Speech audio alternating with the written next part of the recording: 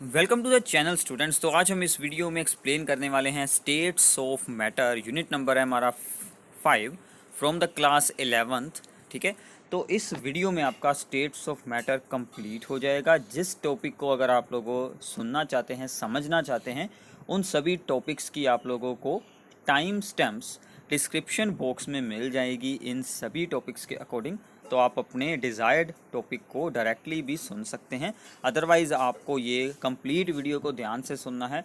आपका पूरा यूनिट इस वीडियो में हो जाएगा, जो कि आपके 11th क्लास के लिए, ठीक है, बोर्ड एग्ज़ाम्स हों चाहे आपके स्कूल एग्ज़ाम्स हों, एंड साथ में ही आपका नीट एंड JEE के लिए भी ये रिवीजन बहुत ही यूज़फुल रहेगी। अगर आप कोई भी और एग्ज़ाम के लिए प्रिपरेशन के लिए इसे यूज़ करना चाहते हैं, जैसे कि KVPY एग्ज़ाम होता है, ऐसे और भी सभी एग्ज़ाम्स के लिए आपका स्टेट्स ऑफ मैटर के सभी इंपॉर्टेंट फार्मूलाज, सभी की पॉइंट्स इस वीडियो में हो जाएंगे। तो प्लीज़ इस वीडियो को ध्यान से सुनना है और साथ में अपने आप लोगों को नोट्स प्रिपेयर करने हैं, और आप हमारी साइट को विज़िट कर इसके बारे में और पूरी जानकारी वहाँ से देख सकते हैं। ठीक है, सो स्टार्ट करते हैं। सबसे पहला इसमें हमारे जो टॉपिक्स रहेंगे that is the intermolecular forces के बारे में डिस्कशन करेंगे।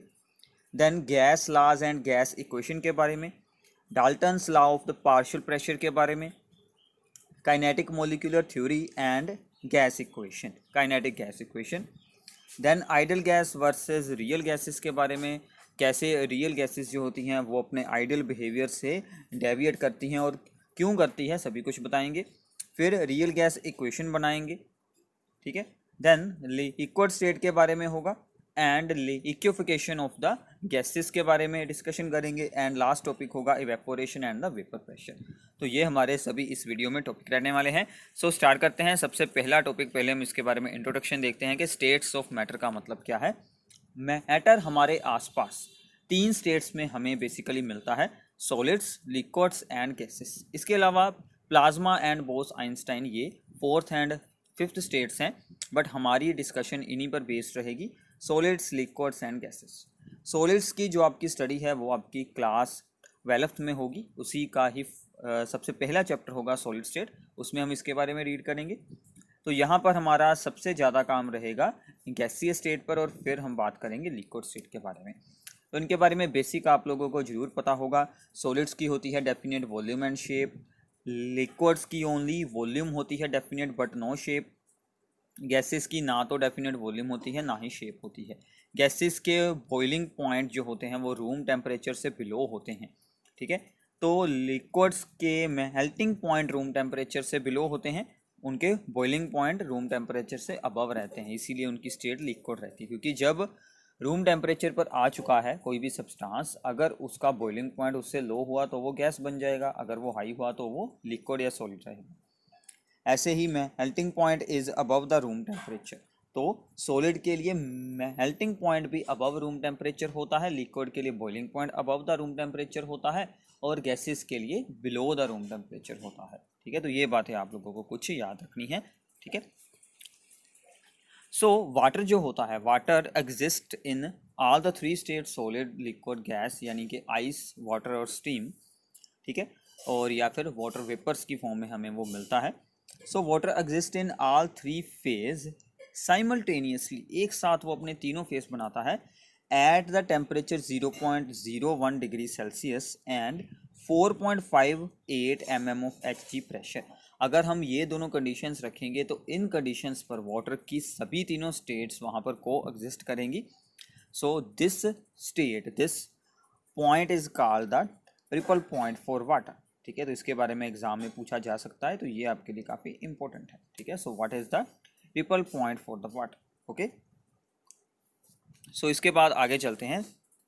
Next is the intermolecular forces. तो ध्यान से सुनिएगा, गैस या फिर कोई भी आपकी स्टेट ऑफ मैटर हो, सभी में पार्टिकल्स के बीच इंटरमोलिकुलर फोर्सेस होती हैं, जो कि अट्रैक्शन की भी हो सकती हैं, रिपल्शन की भी हो सकती हैं।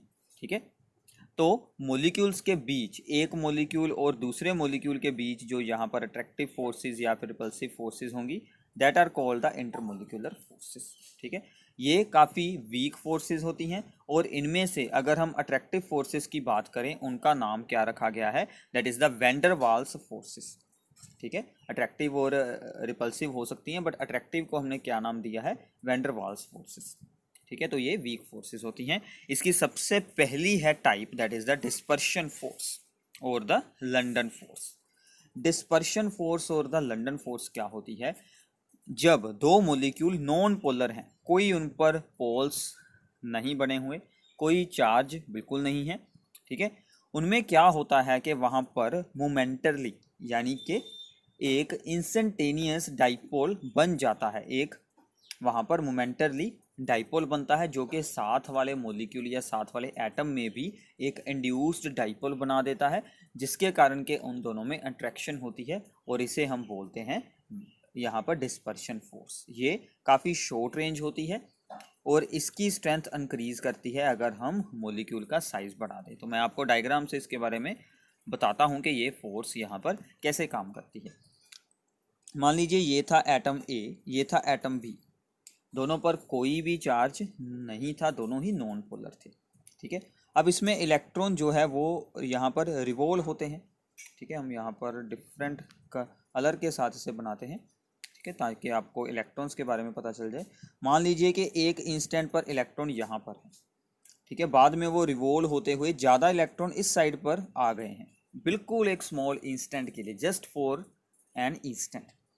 इस इंस्टेंट पर क्या होगा कि जब इलेक्ट्रॉन्स इस तरफ आ गए हैं तो यहाँ पर एक पार्शियल नेगेटिव चार्ज और यहाँ पर एक पार्शियल पॉजिटिव चार्ज आ जाएगा फॉर एन इंस्टेंट। और उसी इंस्टेंट के लिए क्या होगा, जो इसके साथ वाला मोलिक्यूल होगा उसमें जो इलेक्ट्रॉन्स हैं, जहाँ पर आया है पॉजिटिव चार्ज, तो इलेक्ट्रॉन्स इस तरफ अट्रैक्ट हो जाएंगे, तो यहाँ पर भी पार्शियल नेगेटिव चार्ज और पार्शियल पॉजिटिव चार्ज बन जाएगा। तो इसे हम बोलते हैं मोमेंट्री डाइपोल, मतलब कि एक मोमेंट के लिए बना है, इंस्टेंटेनियस डाइपोल इसे बोलते हैं। ठीक है, तो इनमें अट्रैक्शन होती है, तो इसीलिए जो नॉन पोलर मॉलिक्यूल्स होते हैं उनमें भी अट्रैक्टिव फोर्सेस होती हैं, that are called the dispersion forces, but ये काफ़ी वीक होती हैं।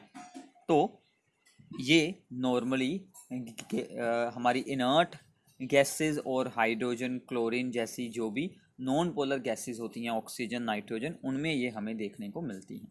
ठीक है, तो यहाँ पर मैंने एक ये वाला सिंबल बनाया है, this represent the positive to negative charge. ठीक है, ये रिप्रेजेंट करता है कि partial positive to partial negative इस तरफ फॉर्म हुआ है। ठीक है,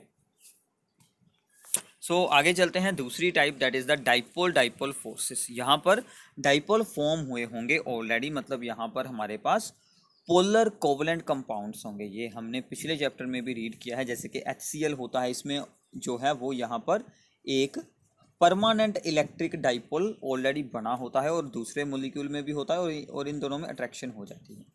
so this is called the dipole forces. ये स्ट्रॉन्ग होती हैं दैन द डिस्पर्शन फोर्सेस, क्योंकि इनमें क्या होते हैं, परमानेंट डाइपोल्स होते हैं। इनका एक और नाम रखा गया है, दैट इज द किजोम फोर्सेस। और हाइड्रोजन बॉन्डिंग इसी का एक स्पेशल केस है।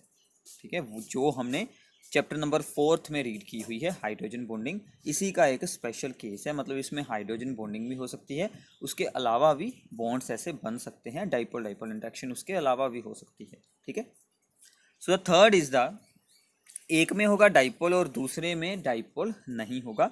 सो डाइपोल दूसरे में करेगा इंड्यूस डाइपोल। ठीक है, इंड्यूस करना, दूसरे में भी बना देना डाइपोल को। सो एक था हमारा ऑलरेडी ही पोलर मोलिक्यूल, दूसरा था नॉन पोलर मोलिक्यूल, बट इसके चार्ज ने इसको भी यहाँ पर भी एक इंड्यूस्ड डाइपोल बना दिया, इसकी शेप को भी डिस्टोर्ट करवा दिया, तो यहाँ पर बन जाएगा इंड्यूस्ड डाइपोल, इन दोनों में होगी attraction. So this is called the dipole induced dipole forces. तो ये होती है polar molecule and non polar molecule में, तो इनमें से सबसे ज़्यादा स्ट्रॉन्ग होगी डाइपोल इंटरेक्शन। ठीक है, तो ये बात आप लोगों को याद रखनी है।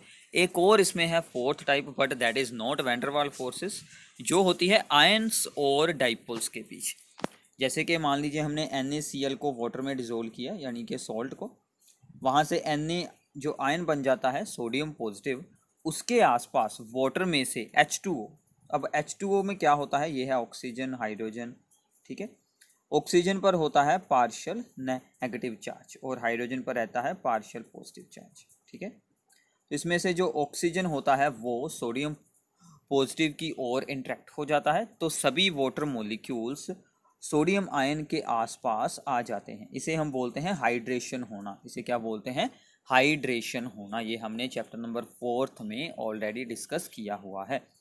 अब यहाँ पर ये है आयन और ये सभी हैं डाइपोल्स, तो आयन डाइपोल इंट्रैक्शन यहाँ पर बन रही है।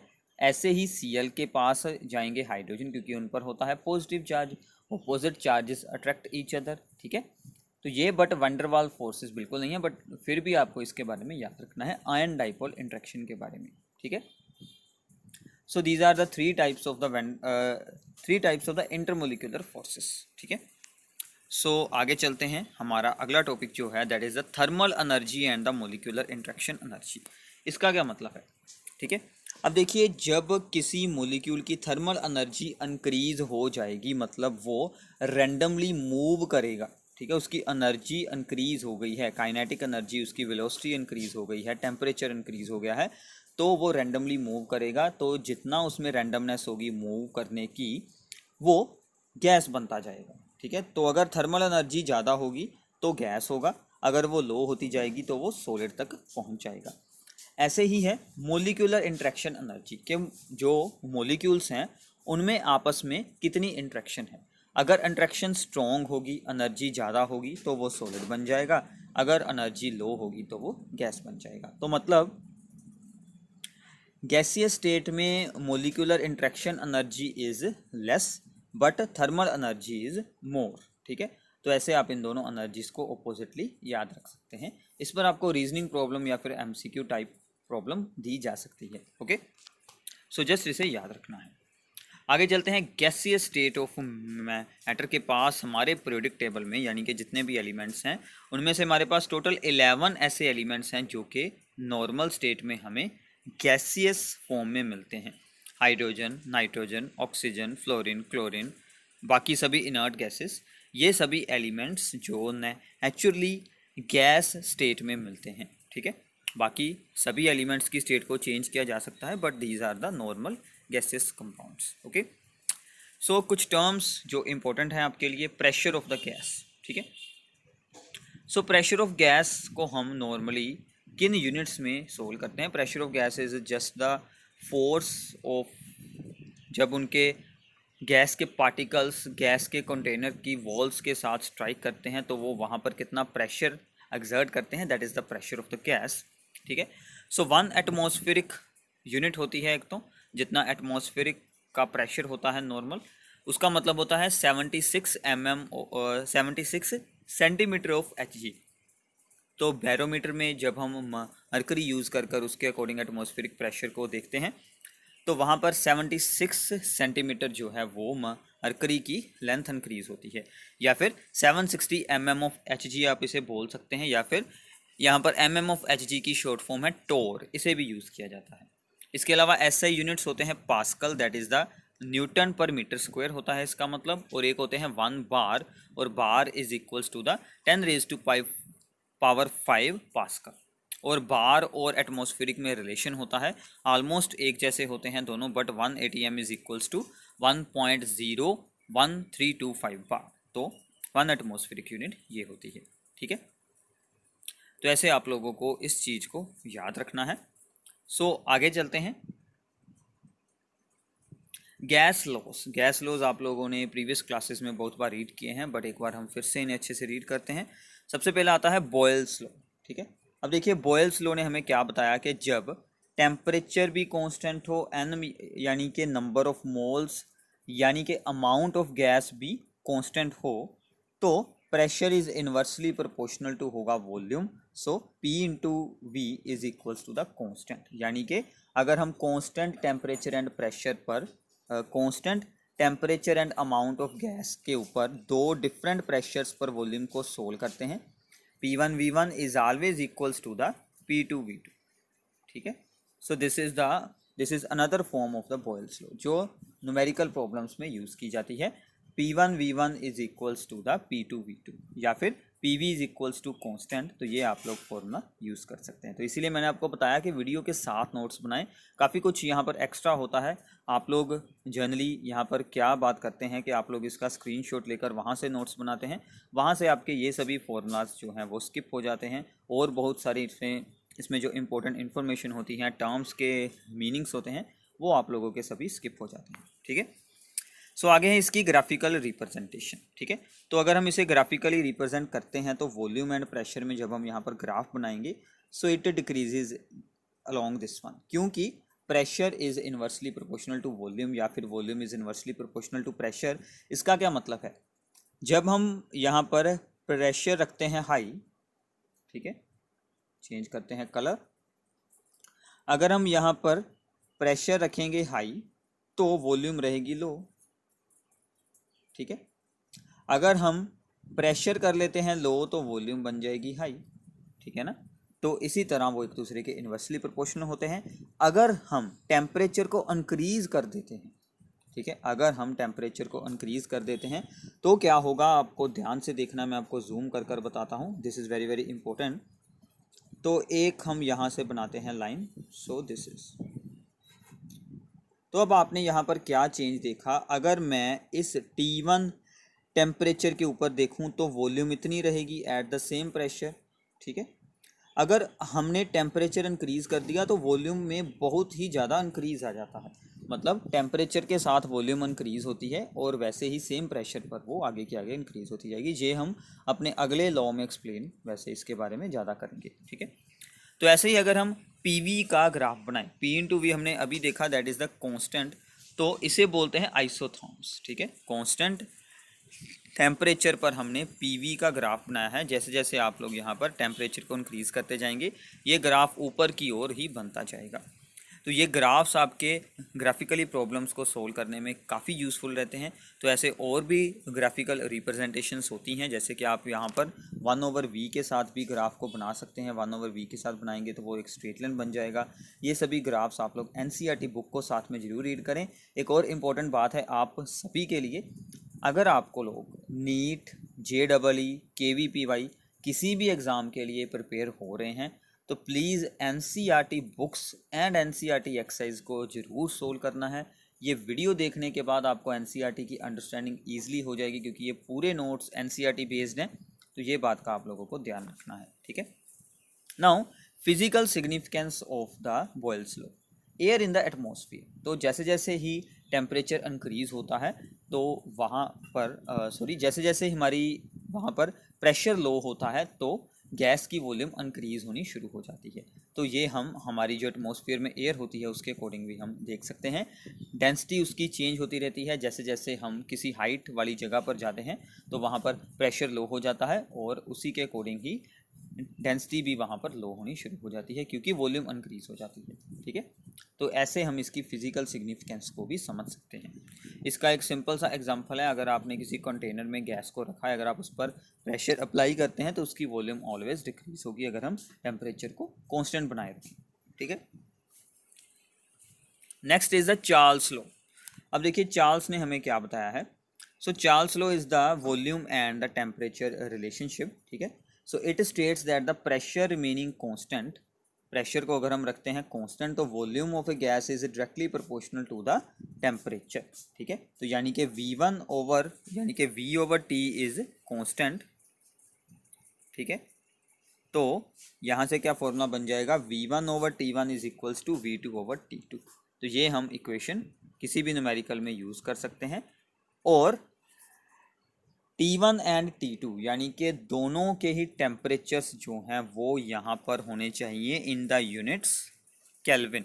जो एब्सोल्यूट यूनिट्स होते हैं टेम्परेचर के, उनमें ही ये दोनों टेम्परेचर्स आपको यूज़ करने हैं। उसी के लिए ये फॉर्मूला बनाया गया है। नॉर्मल डिग्री सेल्सियस के लिए अलग फॉर्मूला होता है, वो हमें बिल्कुल नहीं यूज़ करना। ठीक है, तो इस लॉ ने हमें एक और बहुत ही इंपॉर्टेंट बात के बारे में भी जानकारी दी कि किसी भी चीज़ का मिनिमम टेम्परेचर -273 डिग्री सेल्सियस ही हो सकता है, क्योंकि अगर इतना लो हो जाता है यानी कि 0 केल्विन, जिसको हमने नाम दिया है 0.15 भी है साथ में। ठीक है, तो अगर इतना लो टेम्परेचर हो तो उसकी वॉल्यूम जो है वो वहाँ पर 0 बन सकती है। तो मतलब हम जो मिनिमम टेम्परेचर सोच सकते हैं that is the -273.15 degree Celsius, इसको हमने क्या नाम दिया है, that is the 0 kelvin. This is the 0 kelvin, not okay, 0 kelvin, ठीक है, 0 केल्विन। तो ये हमारा मिनिमम टेम्परेचर होता है जिसे हम एब्सोल्यूट ज़ीरो भी बोलते हैं। ये हमें चार्ल्स लॉ के अकॉर्डिंग ही पता चलता है, क्योंकि इस पर ही वॉल्यूम ज़ीरो हो जाती है, इसके फिर लो टेम्परेचर नहीं हो सकता, ठीक है। वैसे तो एब्सोल्यूट ज़ीरो को भी अटेन कर पाना अभी तक पॉसिबल नहीं हो पाया है, क्योंकि उस पर जाकर मॉलिक्यूल्स का मोशन ख़त्म हो जाएगा और उस चीज़ की वॉल्यूम भी ख़त्म हो जाएगी, ठीक है। सो आगे चलते हैं, आइसोबार्स। जब हम कांस्टेंट प्रेशर रखते हैं तो क्या बनते हैं, आइसोबार्स।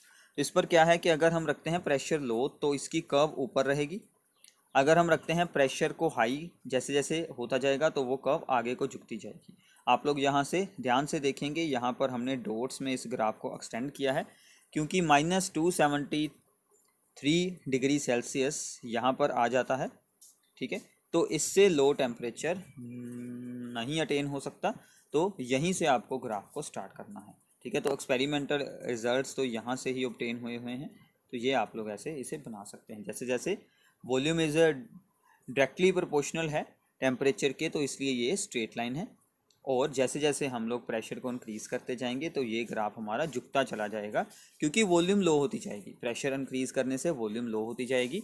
मतलब अगर हम इस पर देखते हैं, मान लीजिए सेम टेम्परेचर पर, तो इस पर इतनी है वो वॉल्यूम, इस पर इतनी वॉल्यूम रहेगी और इस पर और हाई हो जाएगी।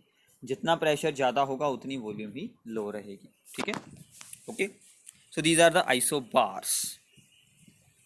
आगे चलते हैं, गेल सैक्स लॉ है हमारे पास, ठीक है। This is the pressure and the temperature relationship. इसमें उन्होंने हमें क्या बताया है कि at constant volume pressure is directly proportional to the temperature of the gas, यानी कि P/T इज़ द कॉन्स्टेंट। जबकि हम टेम्परेचर इंक्रीज़ करेंगे, अगर हम वॉल्यूम को ना इंक्रीज़ होने दें, मतलब हम एक फिक्स वॉल्यूम के कंटेनर में गैस को भरकर उसको हम अगर बाहर से करते हैं यहाँ से हीट, तो अंदरला प्रेशर तो इंक्रीज़ होगा ही, जैसे कि हमारे प्रेशर कुकर में होता है, ठीक है।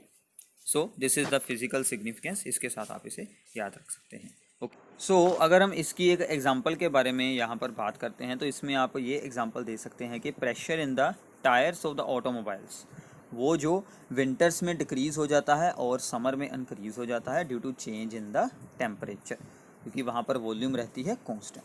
तो ये आप इसका ग्राफ बना सकते हैं, सेम स्ट्रेट लाइन बनेगी, और जैसे जैसे आप लोग वॉल्यूम को इंक्रीज़ करते जाएंगे तो ये ग्राफ आपका झुकता जाएगा इस तरफ को, सेम जैसे कि हमने ऊपर किया था चार्ल्स लॉ में, ठीक है। सो आगे चलते हैं, that is the Avogadro's law.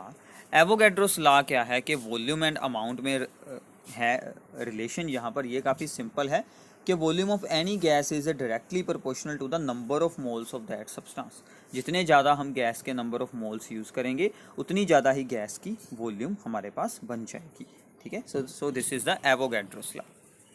तो इन सभी लॉज की स्टेटमेंट याद रखनी है। तो इसकी एक और स्टेटमेंट है कि at the same temperature and pressure all gases containing equal amount of substance occupy same volume, ठीक है। अगर नंबर ऑफ मोल्स एक जैसे हैं और प्रेशर और वॉल्यूम की जो है वो प्रेशर एंड टेम्परेचर की भी सेम कंडीशंस हैं, तो उनकी वॉल्यूम भी सेम होगी, ठीक है। एक जैसे कंटेनर में ही हम उन्हें रख सकते हैं सेम वॉल्यूम में। अब इन सभी गैस लो को हमें यहाँ पर कर देना है कंबाइन, तो हम बनाएंगे कंबाइन गैस लो, यानी कि आइडियल गैस इक्वेशन। तो हमने सबसे पहले यहाँ पर उतारा है बॉयल्स लो, फिर है हमारा चार्ल्स लो, फिर है यहाँ पर एवोगैड्रोस लो, और इन सभी को ज्वाइन करेंगे तो volume is directly proportional to N into T over P, ठीक है, N into T over P.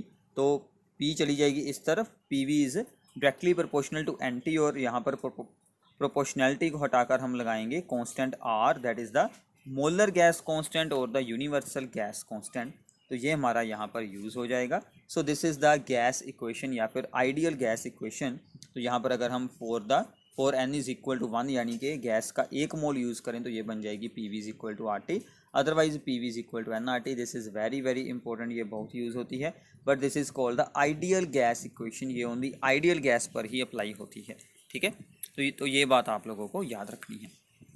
तो यहाँ तक हमारे बहुत ही इंपॉर्टेंट टॉपिक्स हो चुके हैं। आगे चलते हैं। न्यूमेरिकल वैल्यूज़ ऑफ द जो हमारा यूनिवर्सल गैस कांस्टेंट है उसकी वैल्यूज़, ये आप लोगों को अच्छे से याद कर लेनी है, क्योंकि बहुत सारे कम्पिटिटिव एग्ज़ाम्स में इसके यूनिट्स और इसकी वैल्यू डायरेक्टली पूछी जा सकती है। ठीक है, अगर हम यूनिट्स ऑफ वॉल्यूम रखते हैं यहाँ पर लीटर, प्रेशर के रखते हैं एटमॉस्फेरिक, तो आर की वैल्यू क्या बनती है 0.0821 लीटर एटमॉस्फेरिक पर केल्विन पर मोल। अगर हम एटमॉस्फेरिक की जगह पर बार रख लेते हैं, हमने वहाँ पर देखा था कि बार और एटमॉस्फेयर में थोड़ा सा चेंज है, तो ये बन जाएगी 0.08314 लीटर बार पर केल्विन पर मोल। अगर हम एनर्जी का कोई फॉर्मूला यूज़ कर रहे हैं, जैसे कि आप लोगों ने बहुत सारी जगह पर हम जब जैसे कि गिब्स फ्री एनर्जी सोल्व करते हैं या फिर जब हम वहाँ पर ई नोट वैल्यूज़ को सोल्व करते हैं, तो हम आर की वैल्यू जब यूज़ करते हैं तो हम जाउल्स की यूनिट्स में उसे यूज़ करते हैं। तो एसआई में हम इनको चेंज कर लेंगे, तो ये बनेगा मीटर क्यूब, प्रेशर बनेगा पास्कल, तो इसकी वैल्यू रहेगी 8.314 जाउल पर केल्विन पर मोल। ये दोनों वैल्यूज़ सेम हैं, सिर्फ एटमॉस्फेरिक वाली वैल्यू ही चेंज होगी। इन दोनों में आप लोग रिलेशन बना सकते हैं। ठीक है, तो इस वैल्यू को 1000 के साथ मल्टीप्लाई कर ये वाली वैल्यू बन जाती है। ठीक है, so these are the values of the universal gas constant R, 3 different values in the 3 different units. Numerical value एक हम सोल्व करते हैं। Calculate the mass of 120 ml of N2 at 150 degree Celsius and this pressure. Pressure दिया गया है, temperature दिया गया है, वॉल्यूम दी गई है, तो सोल्व क्या करना है, मास सोल्व करना है। सो मास को सोल्व करने के लिए एन का फॉर्मूला लगाते हैं, that is the number of moles that is a given mass by the molar mass. तो अब हम यहाँ से गिवन मास को सोल्व करेंगे। मोलर मास तो N2 का हमारे पास होता है 28, प्रेशर दिया गया है पास्कल में, वॉल्यूम को चेंज कर लेते हैं इन द मीटर क्यूब, तो temperature always in the absolute units. ठीक है, 423 आ गया, केल्विन 273 ऐड किया, और आर की वैल्यू जाउल्स वाली यूज़ करेंगे बिकॉज यहाँ पर वॉल्यूम एंड जो हमारा प्रेशर है वो दोनों एसआई यूनिट्स में है। तो सभी वैल्यूज़ को इस फॉर्मूला में यूज़ करते हैं, जहाँ पर हमने एम को सोल्व कर रख लिया था, तो यहाँ से वैल्यूज़ पुट करने के बाद आपका डायरेक्ट आंसर आ जाएगा, अगर आप लोगों ने मास ऑफ द गैस को सोल्व करना है। ठीक है, so this is very very easy problem. इसके साथ आप लोगों को एनसीईआरटी के न्यूमेरिकल्स को सोल्व करने की कोशिश करनी पड़ेगी। ठीक है, इसके बाद आगे चलते हैं, that is a Dalton's law of the partial pressure. ये बहुत ही इंपॉर्टेंट लॉ है। इसने हमें क्या बताया कि अगर हम किसी एक कंटेनर में मिक्सचर ऑफ गैसेस रख देते हैं, उन सभी मिक्सचर्स का टोटल प्रेशर क्या होगा, that is equals to the, अगर हम उसी सेम कंटेनर में, मैं आपको डायग्राम बनाकर दिखाता हूँ। ठीक है, मान लीजिए ये हमारे पास सेम कंटेनर्स हैं, एक जैसे कंटेनर्स हैं, यहाँ पर बना लेते हैं ऊपर। ठीक है, पहले मैंने एक कंटेनर में 2 गैसेस को रख दिया, एक गैस नंबर 1, एक गैस नंबर 2। ठीक है, इस कंटेनर में टोटल प्रेशर होगा PT.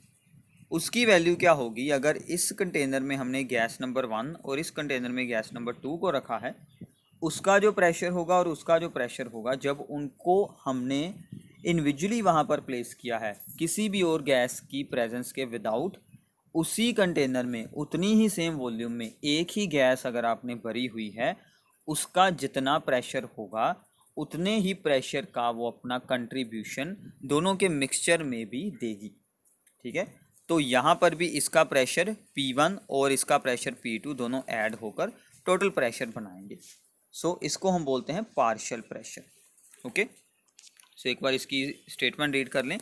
It states that the total pressure exerted by a mixture of 2 or more non-reacting gases in a definite volume is equal to the sum of their individual pressures which each gas would exert if it occupies the same volume alone at a constant temperature। अगर उनको alone रखा जाए, उस time पर जो pressure था mixture में भी उसका उतना ही प्रेशर में हिस्सा होगा, कंट्रीब्यूशन होगी। इसको पार्शियल प्रेशर भी बोला जाता है, ये आप लोगों ने याद रखना है। तो ये इसका सिंपल सा फॉर्मूला है। इससे हमारे पास एक और फॉर्मूला आता है कि अगर हमें किसी गैस का पार्शियल प्रेशर यानी कि P1 सोल्व करना है, then the total pressure into its mole fraction हम यहाँ पर यूज़ कर सकते हैं। तो ये भी इसी में से एक फॉर्मूला आता है, ये आप लोगों को ध्यान से साथ में ही नोट डाउन कर लेना है कि partial pressure of the gas is equals to the total pressure into its mole fraction. Mole fraction आप लोगों ने यूनिट नंबर 1 में रीड की होगी, ठीक है, number of moles of gas divided by the total number of moles, ठीक है। तो ये बातें आप लोगों को याद रखनी है about the Dalton's law of the partial pressure. आगे चलते हैं काइनेटिक मोलिकुलर थ्योरी। तो मैं आप लोगों को इसके न्यूमेरिकल्स अभी स्किप करवा रहा हूँ, उसकी हम अलग से वीडियो बनाएंगे। ये आपके लिए एक फुल रिवीजन है वीडियो, तो जितने इंपॉर्टेंट न्यूमेरिकल्स हैं, जो इंपॉर्टेंट वैल्यूज़ आपकी यूज़ होती हैं, वो मैं आपको बता रहा हूँ। न्यूमेरिकल्स के लिए फॉर्मूलाज मैं आपको बता रहा हूँ, तो प्लीज़ उनकी प्रैक्टिस आप लोगों को खुद करनी पड़ेगी साथ में, ठीक है। So now kinetic molecular theory ने हमें क्या बताया, ये आप लोगों ने प्रीवियस क्लासेस में बहुत बार रीड की हुई है। इस बार थोड़ा सा हम इसे अच्छे से रीड करेंगे, डीपली रीड करेंगे। सबसे पहले all gases are made up of the very large number of the minute particles, छोटे छोटे पार्टिकल्स की बनी हुई हैं। Molecules of gas are separated from one another by large distances, बहुत ही दूर दूर होते हैं गैस के molecules. Molecules are in the ceaseless motion, उनका मोशन कभी भी ख़त्म नहीं होता और वो रैंडम मोशन होता है। इन ऑल डायरेक्शन, सभी डायरेक्शन में वो घूमते फिरते हैं। मोलिकुलर कोलिजन्स, घूमते फिरते वो एक दूसरे के साथ स्ट्राइक होते हैं, ठीक है, एक दूसरे के साथ उनकी वहाँ पर कोलिजन हो जाती है। And these are the perfectly elastic, कोई एनर्जी लॉस नहीं होती, एक दूसरे के साथ टकराने के बाद भी उनका मोशन वैसे का वैसा ही रहता है, सिर्फ डायरेक्शन चेंज हो जाती है। There are no forces of attraction between the molecules, यही सबसे हमारी जो चीज़ थी जिसके लिए हमें जो यहाँ पर आइडियल गैस से बिहेवियर मतलब अलग शो होता है रियल गैसेस का, कि इसने हमें बताया था कि there is no forces of attraction between molecules, but असल में होती हैं। The pressure exerted by gas is due to the collision of its molecules on the walls of the container, container की वाल्स पर जब वो कोलिजन करते हैं मोलिक्यूल्स, तो उसके साथ ही उसका प्रेशर बनता है गैस का। Average kinetic energy of the gas molecules is directly proportional to the absolute temperature, absolute temperature पर ही काइनेटिक एनर्जी डिपेंड करती है गैस मोलिक्यूल्स की। ये बात तो अभी तक भी सही है, ठीक है। नेक्स्ट इज द, तो ये सभी कुछ उसने हमें बताया था काइनेटिक मोलिकुलर थ्योरी में, ठीक है। तो इन सभी बातों पर बेस्ड हमने आइडियल गैस लॉज बनाए हुए हैं, जो हमने आइडियल गैस इक्वेशन की है वो सभी चीज़ें बनाई हैं।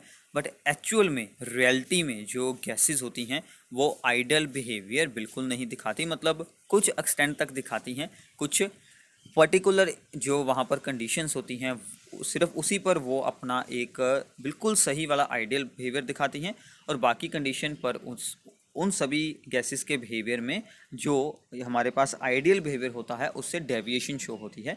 उसके बारे में हम आगे जरूर एक्सप्लेन करेंगे, ठीक है। So now kinetic gas equation, kinetic gas equation क्या है कि pressure into volume is equals to 1/3 m into N into U square bar. ये सभी टर्म्स मैं आपको बताता हूँ क्या क्या है। n is the number of molecules, जितने गैस में है, p is the pressure, v is the volume, and m is the mass of the each molecule, and u is the RMS velocity, root mean square velocity, RMS क्या है, root mean square velocity, and u square bar is the mean of the root square velocity, ठीक है। तो उन सभी का mean निकाला हुआ है, क्योंकि बहुत सारे मोलिक्यूल्स होते हैं इसलिए हम उसका मीन यूज़ करते हैं, ठीक है, mean of the square of the root mean square velocities, ठीक है। So now total energy of the whole gas that is equals to the E के 1/2 mn square u square bar। इसको हम एक और आगे रिलेशन में प्रूव कर सकते हैं, दैट इज़ द 3/2 nRT। इसका प्रूफ आप इसी इक्वेशन से बना सकते हैं PV को यूज़ कर, ठीक है। तो इसका प्रूफ हम यहाँ पर बिल्कुल नहीं एक्सप्लेन करने वाले, ये बिल्कुल ईजी है, वैसे ये आप लोगों ने खुद कर देखना है। सो हमारे पास क्या आ गया कि E के is equals to the 3/2 nRT। अगर हम यहाँ पर n की वैल्यू लगा लेते हैं यहाँ पर 1, तो हमारे पास क्या यहाँ पर अगर हम इस n को चेंज कर लेते हैं दूसरी साइड पर, ठीक है, और n को हम यूज़ कर लेते हैं 1, यानी कि नंबर ऑफ मोल्स हम रख लेते हैं 1, और नंबर ऑफ द मोलिक्यूल्स को दूसरी तरफ डिवाइड में ले जाते हैं, तो यहाँ पर R/NA आएगा, यहाँ पर R/NA आएगा, उसको हमने रख लिया यहाँ पर KB, that is the another constant. So हमारा फॉर्मूला यहाँ से क्या बन गया, half mu square bar is equals to the 3/2 KB into T। KB है यहाँ पर एक constant that is known as the Boltzmann constant. Exam में इसकी डायरेक्टली वैल्यू पूछी जाती है, बोल्ट्जमैन्स कॉन्स्टेंट। और हमने 1 मोल यहाँ पर लिया था, तो 1 मोल में कितने नंबर ऑफ मोलिक्यूल्स होते हैं, that is the Avogadro's number, इसलिए मैंने n को Na लिख दिया, ठीक है।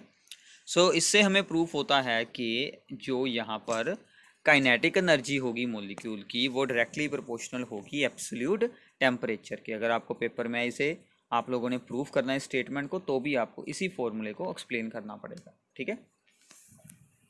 इसके अलावा कुछ स्पीड्स या फिर कुछ वेलोसिटी सोल्व की जाती हैं गैस मॉलिक्यूल्स के लिए। सबसे पहले होती है मोस्ट प्रोबेबल स्पीड। ये वो स्पीड होती है जो सबसे ज़्यादा मॉलिक्यूल्स के पास हो। जैसे मान लीजिए कि टोटल 100 मॉलिक्यूल्स हैं, ठीक है, और उन 100 मॉलिक्यूल्स में से जो 60 मॉलिक्यूल्स हैं उनकी वेलोसिटी है मान लीजिए हमारे पास x, और 20 की वेलोसिटी है y, ठीक है, और बाकी के जो हैं 20 उसकी वेलोसिटी है z। चाहे y और z हाई हों, x की वैल्यू छोटी हो, बट सबसे ज़्यादा मॉलिक्यूल्स यानी कि 100 में से 60 मॉलिक्यूल्स की स्पीड तो x है। सो इसका मतलब मोस्ट प्रोबेबल स्पीड क्या हो गई, x बन जाएगी। सो दिस इज अ UMP। इसका फॉर्मूला है 2RT/m का स्क्वायर रूट। ऐसे ही होती है रूट मीन स्क्वायर वेलोसिटी, उसकी वैल्यू भी हमें दी गई है। और ऐसी होती है एवरेज, ये तो सभी को ऐड कर डिवाइड बाय जितनी भी नंबर ऑफ वेलोसिटीज़ होंगे उसके साथ हम डिवाइड कर देंगे, या फिर नंबर ऑफ मॉलिक्यूल्स होंगे, तो वहाँ से हमें ये फॉर्मूला मिलता है। तो ये सभी फॉर्मूलाज आपके बोर्ड एग्ज़ाम के लिए इतने ज़्यादा इम्पोर्टेंट नहीं हैं। ये आपके नीट और JEE के में डायरेक्टली पूछे जाते हैं। इनमें रिलेशन पूछा जाता है UMP ratio U average ratio URMS का, ये रिलेशन होता है, ठीक है। अगर ये है 1 तो ये उससे 1.128 होगी टाइम्स, और ये वाली सबसे ज़्यादा होगी URMS 1.224 टाइम्स, ठीक है। तो ये रिलेशन आप लोगों ने इसको स्टार लगा लेना है, इसे प्लीज़ नोट डाउन कर रख लें। This is very very important, ठीक है। इसके बाद है आगे कि अगर आपको गैस की डेंसिटी सोल्व करनी है तो हमारे पास क्या फॉर्मूला बनता है, that is equals to the P/m/RT। m यहाँ पर है उस गैस का मोलर मास, ठीक है। So pressure into the molar mass over gas constant into the absolute temperature, उसके साथ हम डेंसिटी को सोल्व कर सकते हैं। इसके बाद हमारा टॉपिक शुरू होगा ideal gas and real gases के बारे में। तो अब है हमारे पास इसमें सबसे पहले है यहाँ पर आइडियल गैस। तो आइडियल गैस क्या होती है, वो गैस जो कि सभी टेम्परेचर एंड प्रेशर की कंडीशंस पर गैस लॉज को एंड गैस इक्वेशन को यहाँ पर ओबे करती हो, that is known as ideal gas. But actual में ऐसी कोई गैस हमारे पास नहीं है जो कि सभी कंडीशंस पर ही इस गैस इक्वेशन को यहाँ पर ओबे करती हो, ठीक है। सो एक्चुअल में क्या होती हैं, एक्चुअल में होती हैं रियल गैसेस जो सभी कंडीशंस पर गैस इक्वेशन और गैस लॉ को नहीं ओबे करती। सिर्फ ऐसी वहाँ पर कुछ कंडीशंस होती हैं जिस पर रियल गैस जो है वो अपना यहाँ पर आइडियल बिहेवियर दिखाती हैं, जैसे कि यहाँ पर high temperature and low pressure हो, ठीक है। उसके बारे में हम आगे बात करते हैं। सो अब हम ideal gas and real gas में डिफरेंस देखते हैं, तो वहाँ से आपको सभी इम्पोर्टेंट पॉइंट्स के बारे में जानकारी मिल जाएगी। सो जो आइडियल गैस होती है, it obeys all gas laws under all conditions. Real gas it obeys only under low pressure and high temperature. Low pressure and high temperature पर ही ये आइडियल बिहेवियर अपना शो करेगी। Volume occupied by molecules is negligible. इसमें क्या assume किया गया है कि गैस के जो अपने मॉलिक्यूल्स हैं उनकी वॉल्यूम नेग्लिजिबल है, बट एक्चुअल में ऐसा नहीं होता। सो नॉट नेग्लिजिबल वॉल्यूम, जो मॉलिक्यूल्स की वॉल्यूम गैस की वॉल्यूम के मुकाबले नेग्लिजिबल हम इसे नहीं मान सकते, ठीक है। Forces of attraction among the molecules are negligible. इसने ये माना था कि जो गैस मॉलिक्यूल्स हैं उनमें अट्रैक्टिव फोर्सेस भी नेग्लिजिबल होते हैं, बट एक्चुअल में ऐसा नहीं होता। So these are not negligible. So therefore जो आइडियल गैस तो अपनी simple equation PV is equal to nRT को ही फॉलो करती है, बट रियल गैस की अलग इक्वेशन है जिसमें कि ये दोनों टर्म्स को यहाँ पर ठीक किया गया है कि वॉल्यूम में भी चेंज हुआ है और यहाँ पर प्रेशर में भी चेंज हुआ है, बिकॉज वहाँ पर इंटरमोलिक्यूलर अट्रैक्शंस भी होते हैं इसलिए। तो ये होती है रियल गैस इक्वेशन। आगे हम इसको अच्छे से एक्सप्लेन करने वाले हैं कि ये इक्वेशन ऐसे क्यों बनाई गई है, okay. So this is the difference जो आप लोगों को याद रखना है real gas and ideal gas में, ओके। सो आगे चलते हैं।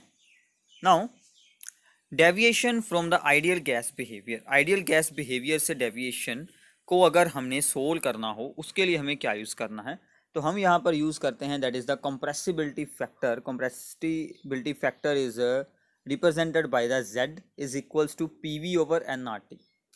अब हमने रीड किया है कि अगर हुई आइडियल गैस तो PV is equal to NRT होगा, तो Z की वैल्यू आ जाएगी 1 under all conditions of the temperature and pressure for ideal gas. और जो रियल गैस होगी उसके लिए इसकी value is not equal to 1, मतलब या तो 1 से मोर आएगी या फिर 1 से आएगी लेस। तो अगर हुई 1 से लेस तो इसका मतलब उसमें कौन सी डेविएशन है, that is the negative deviation. इसका मतलब क्या होता है कि gas is more compressible than the expected, तो एक्सपेक्टेड से गैस को ज़्यादा कंप्रेस किया जा सकता है।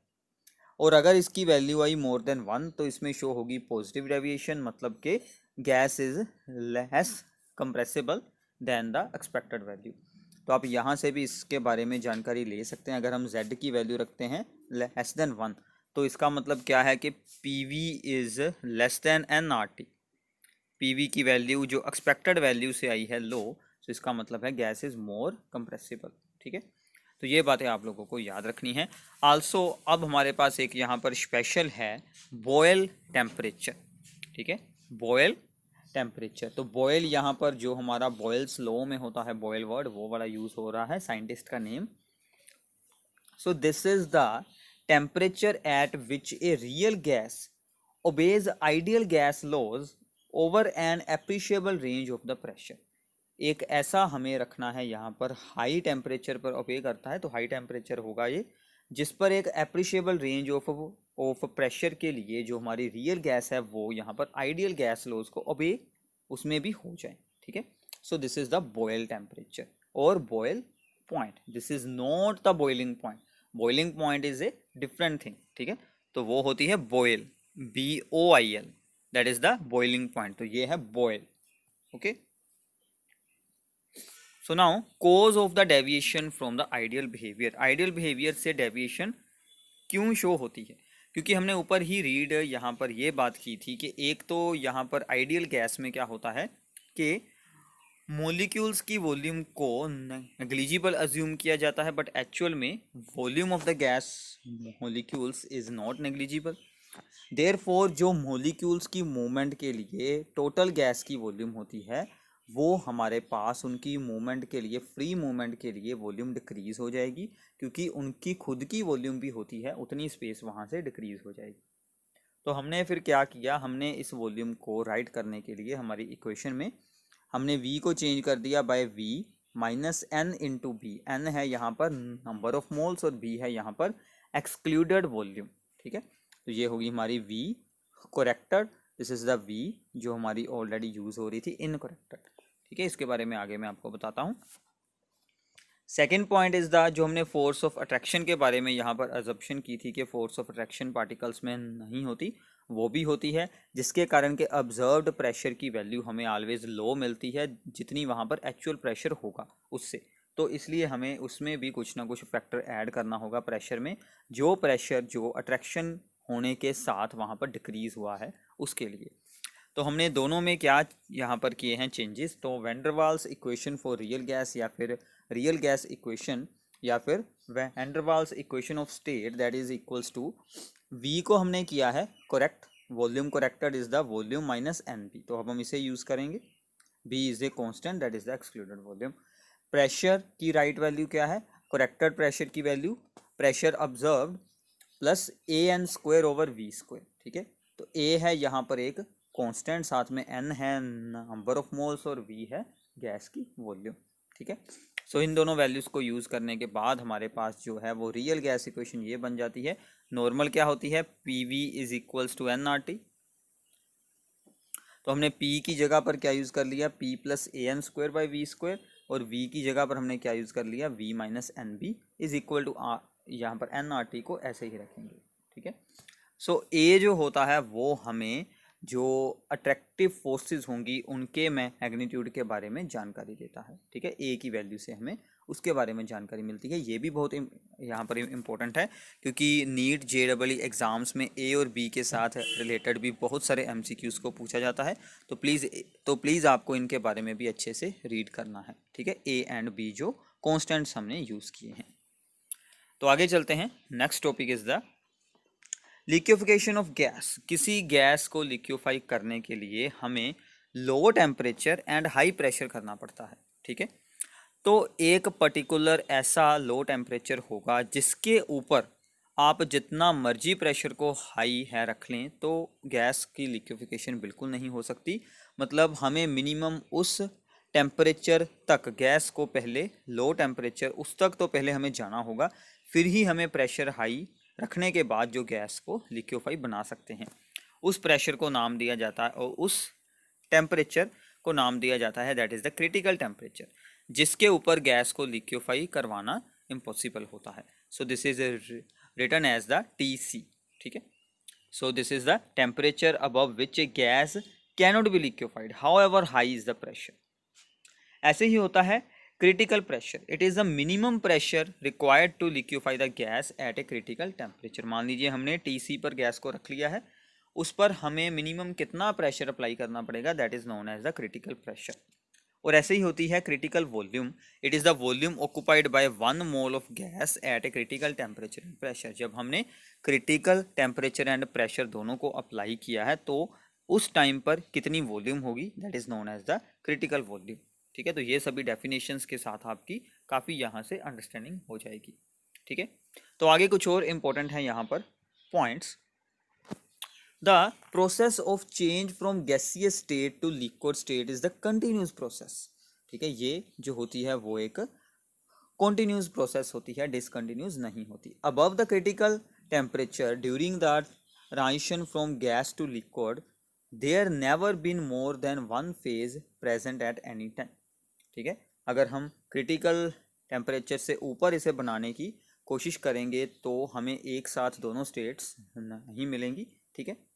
So there is a continuity between the gaseous and liquid states, therefore term fluid is used either for liquid or gas। तो ये आपको बात यहाँ से याद रखनी है कि फ्लूइड्स जिनको हम बोलते हैं वो गैस भी हो सकती है और लिक्विड भी हो सकता है, क्योंकि इन दोनों की स्टेट्स जो एक दूसरे में चेंज होती हैं वो यहाँ पर कंटिन्यूसली चेंज होती है, ठीक है।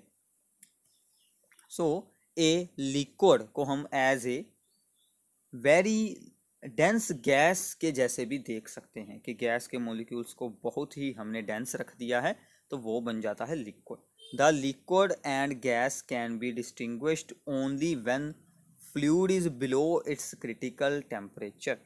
अबव द क्रिटिकल टेम्परेचर हम दोनों में डिस्टिंक्शन नहीं कर सकते, क्योंकि हमें गैस की एक एग्जैक्ट लिक्विड स्टेट वहाँ पर नहीं ऑब्टेन होगी, ठीक है। तो बिलो द क्रिटिकल टेम्परेचर हम उन दोनों को अलग अलग ऑब्जर्व किया जा सकता है।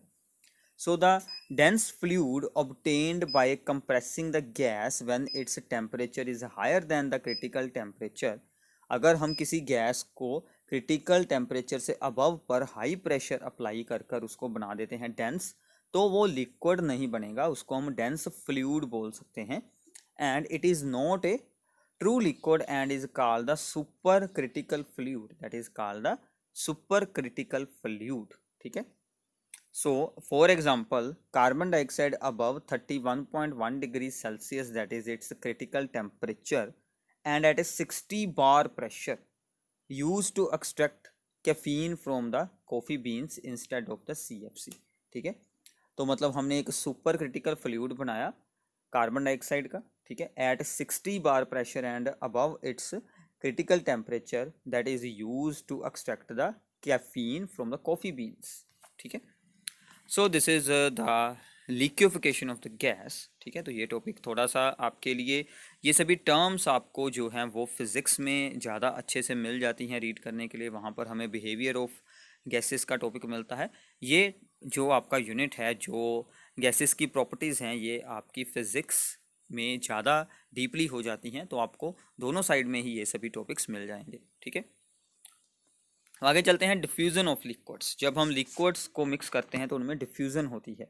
It is the process of intermixing of the molecules of the two or more liquids to form a homogeneous mixture solution. जैसे कि इंक को वाटर में ऐड कर दें, आप चाहे उसे हिलाएं ना, वो इंक खुद ब खुद ही पूरे वाटर में धीरे धीरे डिजोल्व हो जाएगी। So rate of diffusion of liquids is slower then the rate of diffusion of gases. Gases की डिफ्यूजन बहुत ही जल्दी हो जाती है। जैसे मान लीजिए कि अगर आपने किसी अगरबत्ती या फिर किसी धूप को आपने रूम के किसी एक साइड पर जलाया हुआ है, उसकी जो खुशबू होती है वो पूरे रूम में खुद ब खुद ही फैल जाती है।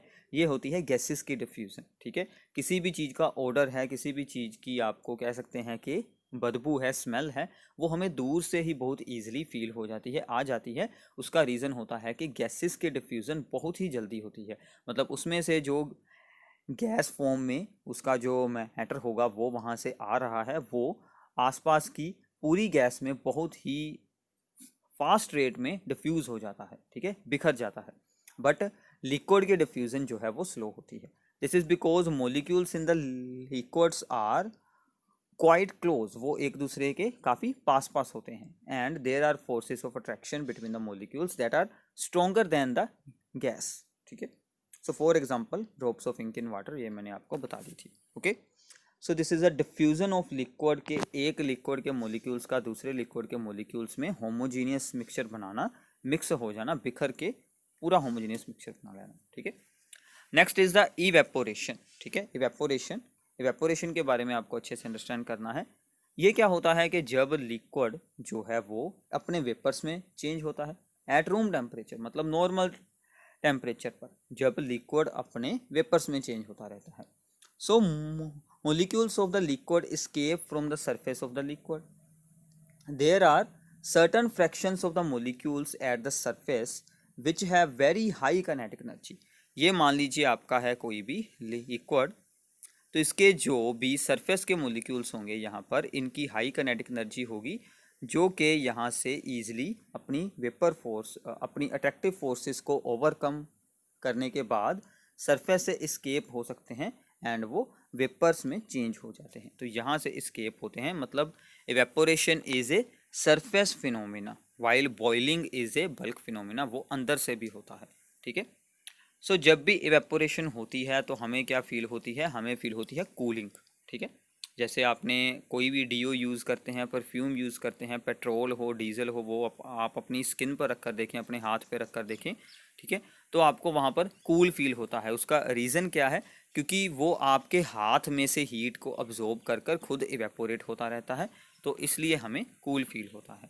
ठीक है, rate of evaporation depends upon the temperature, strength of the intermolecular forces. जितना इंक्रीज करेंगे टेम्परेचर उतनी इंक्रीज होगी इवेपोरेशन, और स्ट्रेंथ जितनी वीक होगी इंटरमोलिकुलर फोर्सेस की उतनी ज़्यादा होगी इवेपोरेशन।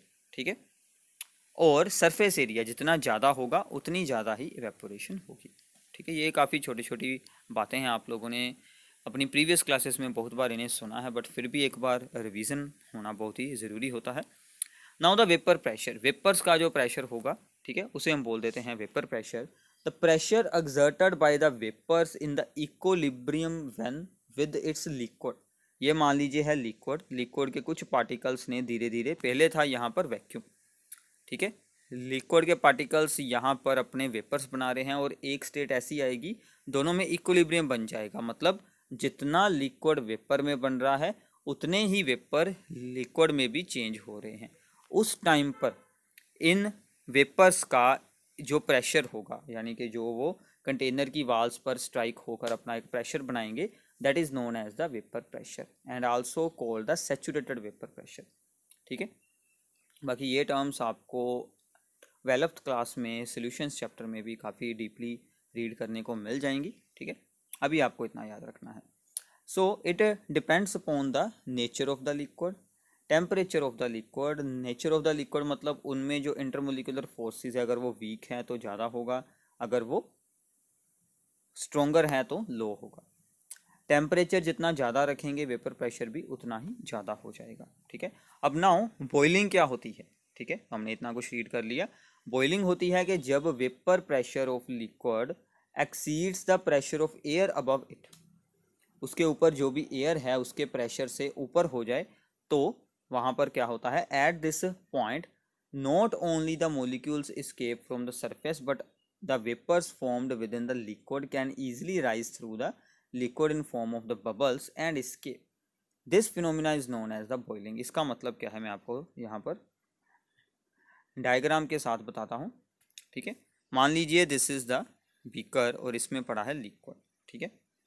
यहाँ से जो बन रहे थे वेपर्स फ्रॉम द सरफेस, इनका अगर वेपर प्रेशर जो ऊपर से जो हमारी एयर होती है उसके वेपर प्रेशर से ज़्यादा हो जाए तो क्या होगा, तो वेपर्स यहाँ से भी बनने शुरू हो जाएंगे, मतलब कि लिक्विड के अंदर से भी बबल्स की फॉर्म में वेपर्स बनने शुरू होंगे। उसे हम बोलते हैं बॉइलिंग होना। आपने बहुत बार ही वाटर को बॉयल होते हुए देखा होगा। तो वहाँ पर क्या होता है कि जब जब बॉटम से बबल्स बनकर ऊपर को जाना शुरू हो जाते हैं उस टाइम पर हम क्या कहते हैं कि ये इसमें बॉइलिंग शुरू हो चुकी है, ठीक है। तो इस बात का आप लोगों को ध्यान रखना है। सो नाउ बॉइलिंग पॉइंट क्या होता है, वो टेम्परेचर जिस पर जाकर vapour pressure of the liquid becomes equal to the atmospheric pressure, या फिर ऊपर जो भी उसके हवा है उसके प्रेशर के बराबर हो जाए वेपर प्रेशर, उसको हम बोलते हैं बॉइलिंग पॉइंट, ठीक है। And boiling point decreases at high altitudes, क्योंकि एटमॉस्फेरिक प्रेशर वहाँ पर डिक्रीज हो जाता है इसलिए, ठीक है। तो ये बातें आप लोगों को ध्यान में रखनी है। तो ये था आपका यूनिट स्टेट्स ऑफ मैटर। इसके अलावा इसमें एक दो टॉपिक्स और होते हैं जो कि आप लोग फिजिक्स में भी रीड करने वाले हैं, वो आप लोगों को वही रीड करने हैं। सरफेस टेंशन, ये आपको फिजिक्स के यूनिट नंबर 7 में मिल जाएगी, और इसके साथ में होती है विस्कोसिटी, ठीक है। अगर आप लोग इंटरेस्टेड हैं तो आप लोग अपनी बुक में से इन्हें रीड कर सकते हैं। काफ़ी सिंपल से टॉपिक हैं, सरफेस टेंशन एंड विस्कोसिटी। बाकी आपको फिजिक्स में ये टॉपिक्स अच्छे से एक्सप्लेन किए जाएंगे, वहाँ पर आप लोग इन्हें रीड कर सकते हैं। तो ये था हमारा full unit of the surface chemistry. बाकी के सभी चैप्टर्स के लिंक्स आपको डिस्क्रिप्शन में मिल जाएंगे, मैंने आपको बहुत बार बताया है। तो आप हमारी वेबसाइट gtctuition.com को ज़रूर विज़िट करें। वहाँ पर आपको सभी इंपॉर्टेंट नोट्स, सभी चैप्टर्स की रिवीजन एंड पूरा वेल अरेंज मटेरियल वहाँ पर मिल जाएगा। Thanks for watching the video.